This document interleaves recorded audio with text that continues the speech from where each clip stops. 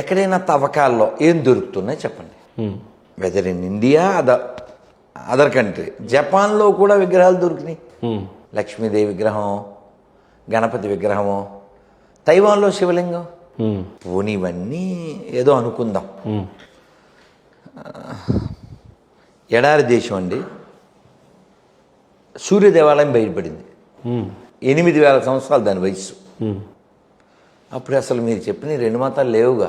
భారతదేశంలో ప్రధానంగా హిందూ మతస్థులే ఎక్కువ, లేకపోతే హిందూయిజమే ఎక్కువ అని చెప్పేసి ఎక్కువగా అంటూ ఉంటారు గురుగారు. కానీ భారతదేశంలో మొట్టమొదటి ధర్మం ఏది? ఏ మతం ముందు వచ్చింది ఈ భారతదేశానికి? పురాణాలు అసలు ఏం చెప్తున్నాయి అంటే మీరు ఏం చెప్తారు? మీకు దీని సమాధానం భాగవతంలో వస్తుంది.